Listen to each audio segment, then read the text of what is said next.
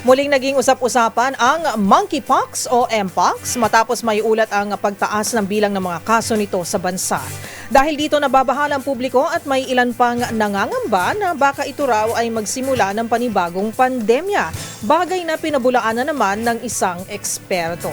Ang pagbibigay linaw ni Dr. Winlove Mojica tungkol sa mpox, gayon din ang pagkakaiba nito sa chickenpox at measles o tigdas. Tutukan sa Expert's Opinion Report ni Rovic Manuel.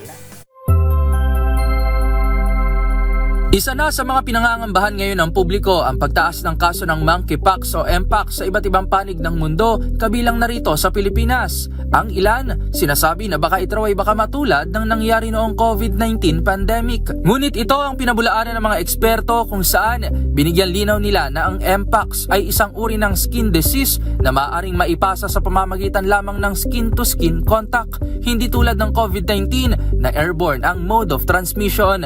Ayon sa mga pag-aaral, karaniwan sa mga senyales na mayroong mpox ang isang tao kapag nagsimula na itong magkaroon ng mga rashes, lagnat, pananakit ng ulo at pamamaga ng mga kulani.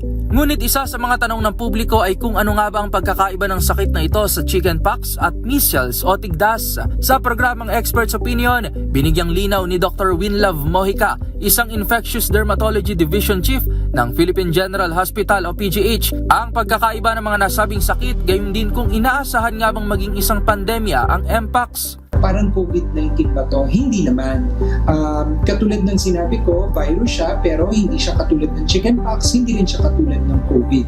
Yung tigdas, walang paltos yun. So, ang malapit na kamukha ng mpox ay yung sinasabi nating varicella or chickenpox at yung sequelae ng varicella or yung parang recurrence ng bulutong pagtumanda, yung tinatawag nating herpes zoster or culebra or shingles. Kabilang rin sa binigyang diin ni Dr. Winlove na maaari pa rin magkaroon ng mpox ang isang tao kahit nagkaroon na ito ng chickenpox at vice versa.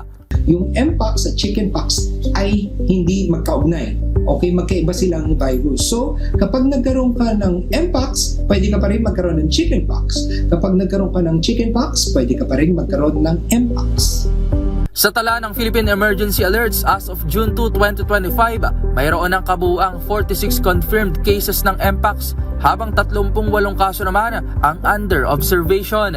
Kasabay nito, nagbigay naman ng paalala si Dr. Winlove sa publiko sa mga dapat na gawin sakaling tamaan ng mpox, gayon din kung paano ito may iwasan. Kung meron ka na niyan, tapos nagsa-start ka mag-develop ng mga parang butlig-butlig, paltos-paltos, huwag ka nang mag-atubili na magpatingin sa doktor. I think isa yan sa gusto nating i-emphasize na tutulungan naman kayo ng healthcare community and at the same time ng pamahalaan. And of course, huwag kakalimutan, important ang nutrition. No? Kailangan kumain ng mahusay para malabanan ng katawan ang mpox. Kaya naman, mariin ring paalala ng mga eksperto, prevention is always better than cure. Piliin na laging mag-ingat at sumunod sa mga paalala ng eksperto at ng gobyerno nang hindi lalong mapahamak sa sakit at lalong-lalo na sa fake news. Para sa MBC TV Network News, ito si Rovic Manuel ng DZRH TV.